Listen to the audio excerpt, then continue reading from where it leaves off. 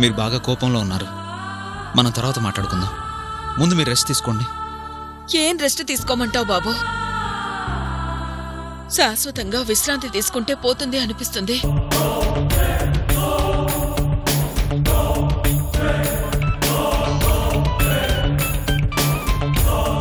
అవకాశం అడ్రస్ వెతుక్కుంటూ వచ్చింది.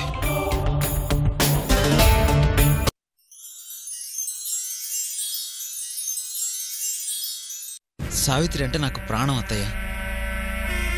ప్రేమిస్తేనే ప్రేమించేదే ప్రేమ కాదత్తయ్య. తను ప్రేమించకపోయినా నేను అలా ప్రేమిస్తూనే ఉంటాను. నా మాట విని సావిత్రి దగ్గరికి వెళ్దాం పదండి అత్తయ్య. వద్దు బాబు, నీ అంత మంచితనం నాకు లేదు. ఏ దిక్కు లేకపోతే వెళ్ళి ఏ గుడిమెట్ల మీద పడుకుంటారు గాని మళ్ళీ దాని మొహం చూడను, దాని ఇంటికెళ్ళను. సరే అత్తయ్య, మీరు బాగా హర్ట్ అయ్యారని అర్థమైంది. నేనుండగా మీరెళ్ళి గుడిమెట్ల మీద పడుకోవాల్సిన కర్మ ఏంటి? ప్రస్తుతానికి ఆ విషయం వదిలేయండి. ఎప్పుడనగా తిన్నారో ఏంటో. ముందు భోంచేదురు కాని పదండి. నాకిప్పుడేం వద్దు బాబు. మీ కోపం సావిత్రి మీద, అన్న మీద కాదుగా. ఉండండి, నేను తీసుకొస్తాను. నాకు ఆకలిగా లేదు బాబు. ఆవేశం ఆకలిని తీర్చదు అత్తయ్య. అలా అనిపిస్తుంది అంతే. టైంకి తినకపోతే అలా. ఉండండి.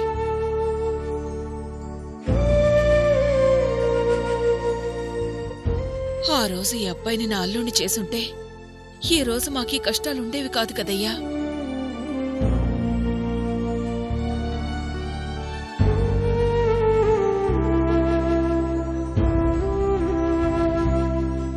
అత్తయ్య గారు, నా చేత్తో వండిన వంట వద్దు అనకుండా తినాలనిపించినంత తినండి. తిన్న తర్వాత మర్చిపోకుండా ఈ టాబ్లెట్ వేసుకోండి. ఈ టాబ్లెట్స్ ఎందుకు బాబు? బాగా టెన్షన్గా ఉన్నప్పుడు ఇదొకటి వేసుకుంటే మైండ్ రిలాక్స్గా ఉంటుంది. ఇంతకుముందు దీన్ని బయట వాళ్ళకి ఇచ్చేవాడిని. ఈ మధ్య సావిత్రి టెన్షన్లో నాకు అలవాటైంది. చాలా రిలాక్స్గా అనిపిస్తుంది, కానీ ఒక్క టాబ్లెట్కి మించి వేసుకుంటే మాత్రం చాలా ప్రమాదం. మెదడు నరాల్లో స్ట్రెస్ పెరిగి బ్రెయిన్ డెడ్ అయి ప్రాణాలు పోతాయి. అందుకే వీటినంత తొందరగా బయట వాళ్ళకి ఇవ్వం.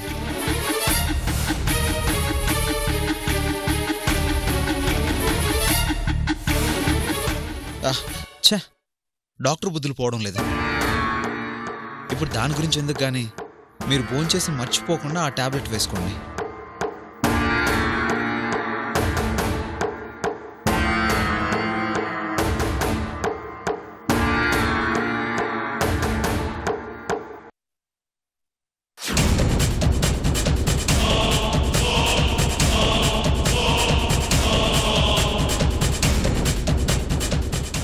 అవకాశం చేజారిపోతుంది అనుకుంటే అత్తగారే ఆయుధంగా దొరికింది.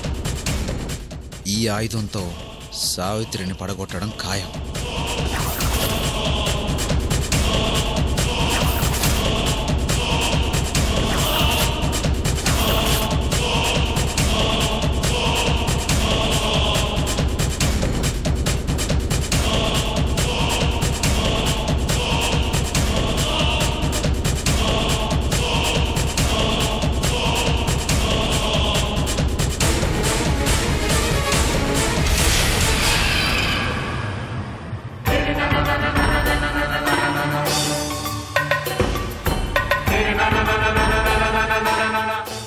మళ్ళీ నువ్వు ఈ ఇంట్లో కాలు పెట్టాలంటే అది నీ కూతురుతోనే.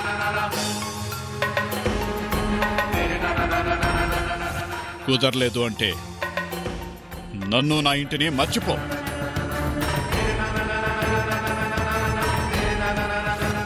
ఆయన కట్టిన తాళి ఇంకా ఈ మెళ్ళలోనే ఉంది. నిజంగా హంతకుడైనా సరే ఆయన నా భర్త.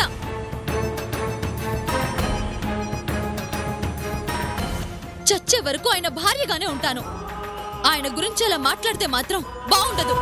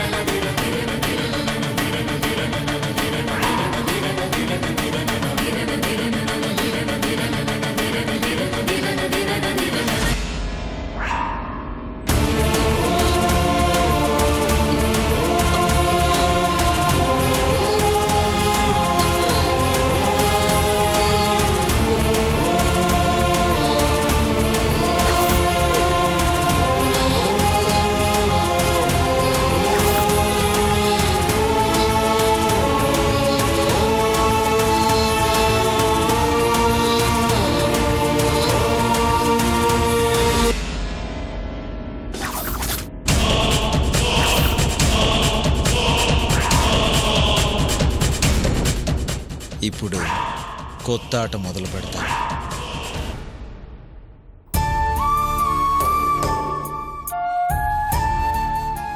లావణ్య, లావణ్య,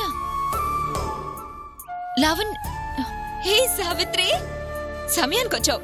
పద పద, చిన్న షాపింగ్ ఉంది.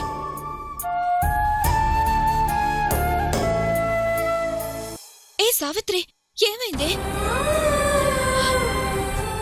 అమ్మ కనిపించటం లేదే.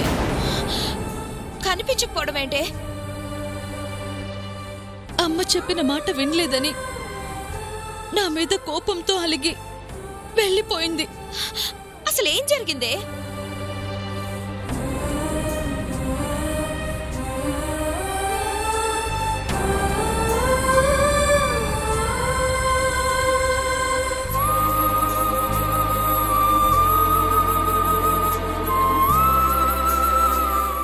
అందరూ వాళ్లకు నచ్చినట్టుగా నన్ను బతకమంటున్నారు గాని నా మనసులో ఏముందని ఆలోచించటం లేదు.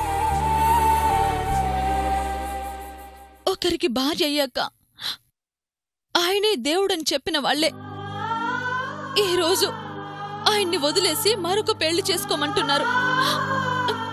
ఏ న్యాయమేది? అవన్నీ తర్వాత, ముందు ఆంటీ గురించి ఆలోచించు. నీ దగ్గర నుంచి వెళ్ళిపోయిందంటే ఎక్కడికి వెళ్ళుంటుంది? మన ఘంటసాలకు వెళ్ళుంటుందా? లేదే. విషయం చెప్దామని ఇంటికి ఫోన్ చేస్తే నాన్నమ్మ చెప్పింది. నాన్న కూడా అమ్మని ఇంటికి రావద్దన్నారట. అదేంటే? నా మీద కోపాన్ని అమ్మ మీద చూపిస్తున్నారు. నాన్న మాట కాదని నేను మా ఆయన కోసం ఇక్కడ ఉండటం నచ్చక నన్ను వదిలేసి వెళ్ళిపోయారు. ఈ రోజు నాకు సర్ది చెప్పి నన్ను తీసుకురాలేదని అమ్మని ఇంటికి రావద్దన్నారట. సరేనే, వాళ్ళు చెప్పినట్టు వింటే నష్టమేముంది? చంద్ర అంటే ఒకప్పుడు నీకు ఇష్టమేగా. పైగా మంచి మనిషి. చేసుకుంటే నష్టమేముంది? ఈ ప్రాబ్లమ్స్ ఏమీ ఉండవు కదా. ఆయన్ని మర్చిపో అంటున్నారే. ఎలా మర్చిపోమంటారే? ఆయనలో తప్పే రోజు అందరికీ కనిపిస్తోంది. కాని ఆయన మంచితనాన్ని ఎప్పటినుంచో చూసిందాన్ని. నేను తిరుగుబోద్దాన్నన్నా, నాకు విడాకులు కావాలి అన్నా అది ఆయన అన్నట్టుగా నాకు అనిపించటం లేదు. మరీ అంత పిచ్చిగా మాట్లాడుకో. అనుమానించి అవమానించాక కూడా ఇంకా అంత గుడ్డి నమ్మకం ఏంటే నీకు? మరీ అంతగా ప్రేమించకూడదు. ప్రేమంటే మాట కాదే, మనసు. అది కళ్ళలాగా కనిపించిందన్నల్లా ఇష్టపడదు. ఆయన్ని నేను ద్వేషించినా నా మనసు ద్వేషించటం లేదు. సరే, నువ్వు ద్వేషించలేకపోతున్నావు, కానీ ఈ విషయంలో నిన్నందరూ ద్వేషిస్తున్నారు కదా. ఇప్పుడు మీ అమ్మకి నీ వల్లేగా ఆ కష్టాలన్నీ.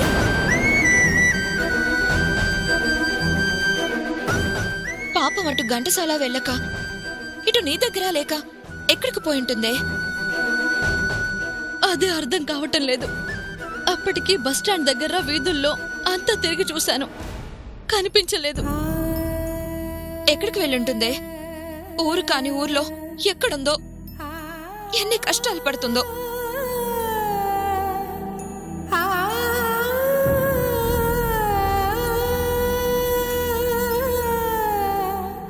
Fast,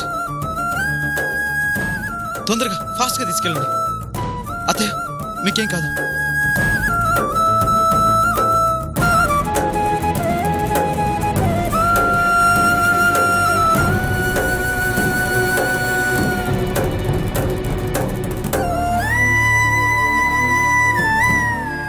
doctor doctor doctor, what happen? Stress తగ్గడానికి వాడి టాబ్లెట్స్ ని షీట్ మొత్తం వేసేసుకుంది డాక్టర్. ఓ, ఈ టాబ్లెట్సా? అంత భయపడాల్సిన అవసరం లేదండి. స్టమక్ క్లీన్ చేస్తే సరిపోతుంది. ఇది పెద్ద సీరియస్ కేసేం కాదు. మీరు రిలాక్స్ అవ్వండి. నో డాక్టర్, సీరియస్ కావాలి. ఎస్ డాక్టర్, తీసుకున్న టాబ్లెట్స్ వల్ల ప్రమాదం లేకపోవచ్చు, కానీ ఎంత బాధపడుంటే ఆమె చనిపోవాలన్న డెసిషన్ తీసుకుంటుంది. ఆలోచించండి. పేషెంట్ హెల్త్ గురించి ఆలోచిస్తాం కానీ వాళ్ళ బాధల గురించి ఆలోచించలేంగా. ఈ విషయంలో ఆలోచించండి డాక్టర్. తన కూతురు జీవితం బాగుండాలని తన లైఫ్నే త్యాగం చేయాలనుకున్నది ఈ తల్లి. ఆ త్యాగాన్ని గెలిపించండి ప్లీజ్. పేషెంట్ని థియేటర్లోకి తీసుకెళ్ళండి.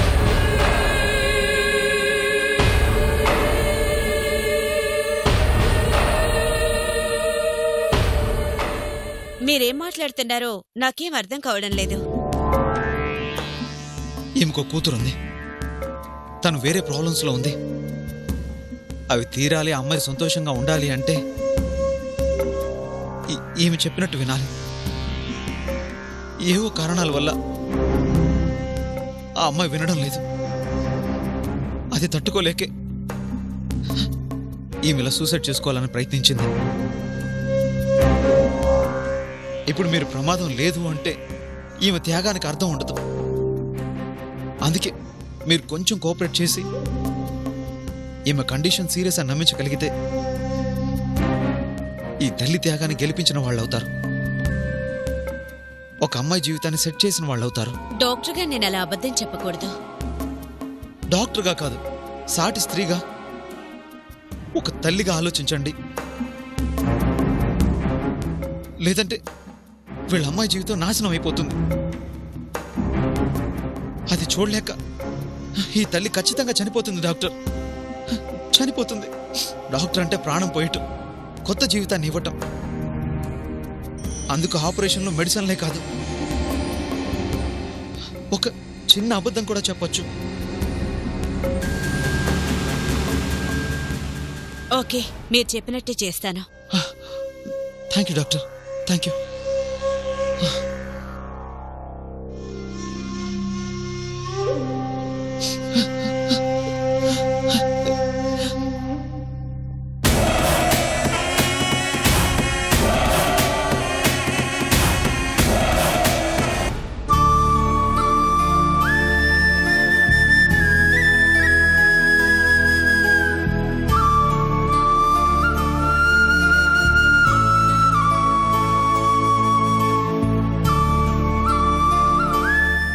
మనం ఇలా ఆలోచిస్తూ కూర్చుంటే ప్రయోజనం ఏముంది?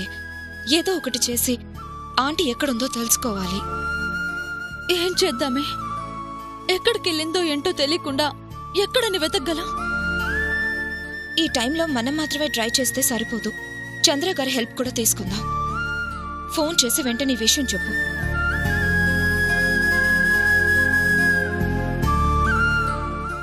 అలాగే.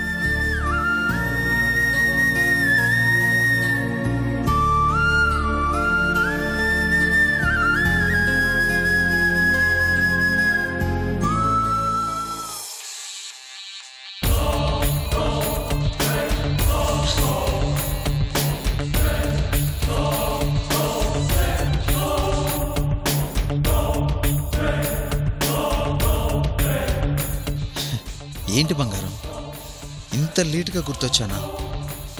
అయినా ఏం పర్లేదు, మన కథ కళ్యాణం దాకా వచ్చేసింది.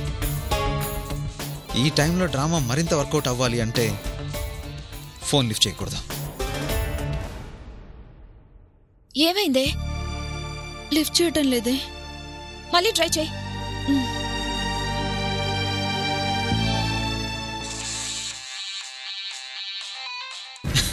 తీయను బంగారం. ఈ ప్లాన్తో ఎట్టి పరిస్థితుల్లో మన పెళ్లి జరిగిపోవాలి, లేదా నీ ఫ్యామిలీకి నువ్వు పర్మనెంట్గా దూరం కావాలి.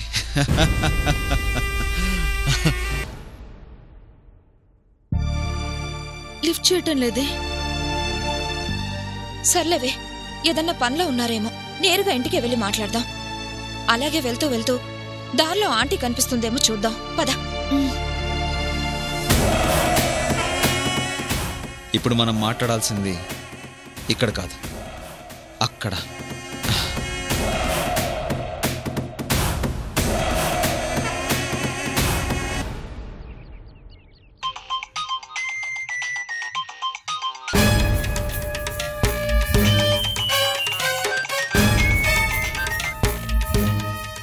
హలో, నమస్కారం అండి, నేను చంద్రశేఖర్ని. మమ్మల్ని క్షమించు బాబు. మీ గురించి, మీ ప్రేమ గురించి తెలియక ఆ రోజు మీకు నా కూతుర్ని దూరం చేసి చేజేతులా దాని జీవితం నాశనం చేశాను. చేసిన తప్పుని సరిదిద్దుకుందాం, మళ్ళీ పెళ్లి చేసి దాన్ని మీ చేతుల్లో పెడదామనుకుంటే అది మాకు అవకాశం ఇవ్వడం లేదు. నేను చెప్పినా, వాళ్ళ నానమ్మ చెప్పినా, చివరికి వాళ్ళ అమ్మ చెప్పినా కూడా వినడం లేదు. ఆ విషయాలన్నీ మనం తర్వాత మాట్లాడుకుందాం. మీకు ముఖ్యమైన విషయం చెప్పాలని ఫోన్ చేశాను. ఏ విషయం బాబు? ఆంటీని. అవును, రావద్దన్నాను. నా కూతుర్ని నేను ఒప్పిస్తానంటూ వచ్చిందిగా, తీసుకునే రమ్మని చెప్పాను. ఏంటండి 10 మందికి న్యాయం చెప్పే మీరు కూడా అటు మీరు రావద్దని ఇటు సావిత్రి మాట వెనక మీ ఇద్దరి మధ్య ఆంటీ నలిగిపోతుంది. ఆ టెన్షన్ తట్టుకోలేకే చివరికి ఆత్మహత్య చేసుకోవాలని చూశారు.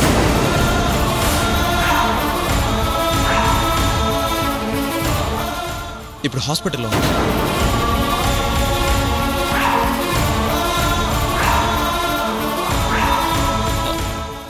ఏంటి బాబు నువ్వు చెప్పేది? నిజమండి. సమయానికి నేను చూశాను కాబట్టి హాస్పిటల్కి తీసుకొచ్చాను. మీ కోపాలన్నీ పక్కన పెట్టి త్వరగా రండి.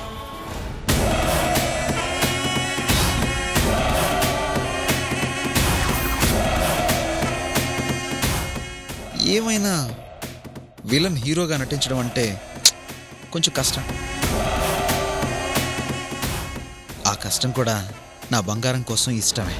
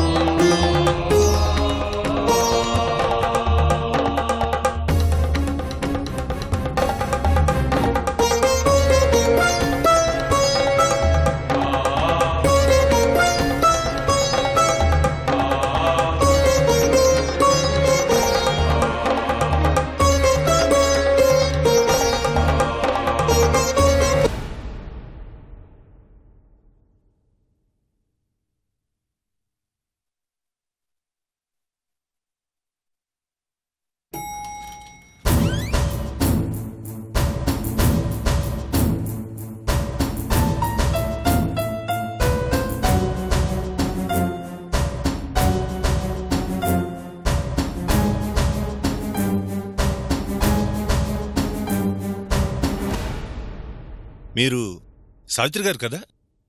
అవునండి. మీరు? నేను చంద్ర ఫ్రెండ్ని. నా గురించి మీకు తెలియదు గాని మీ గురించి నాకు తెలుసు. రండి కూర్చోండి. పర్వాలేదండి, చంద్ర గారితో అర్జెంట్గా మాట్లాడాలి. ఒకసారి పిలుస్తారా? తనేదో పని మీద బయటకెళ్ళాడండి. అవునా? ఫోన్ చేస్తే ఫోన్ తీయటం లేదంట. మీరొకసారి ట్రై చేసి చూస్తారా? మీరు ఫోన్ చేస్తే తీయకపోవడం ఏంటి? ఉండండి చూస్తాను.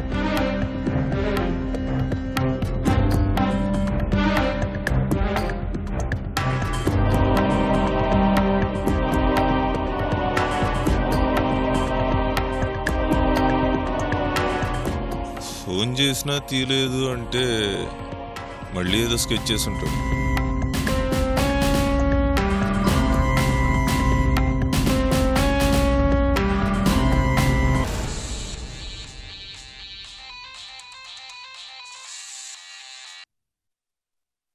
చెప్పు బాబా. నీకోసం సావిత్రి తన ఫ్రెండ్ వచ్చారు. వచ్చారా? వస్తారా నాకు తెలుసు. అవును, వాళ్ళమ్మ సూసైడ్ చేసుకోపోయిందని గాని నేను హాస్పిటల్ దగ్గర ఉన్నానని గాని చెప్పావా? ఎందుకో డౌట్ వచ్చి చెప్పలేదు.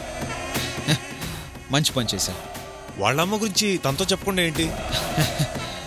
తనతో చెప్తే నాకు లాభమే ఉంది. లాభమా? మరి వాళ్ళ అమ్మని చావు వరకు తీసుకెళ్ళి హాస్పిటల్కి తీసుకొచ్చింది ఎందుకనుకున్నావు? అంటే నువ్వే?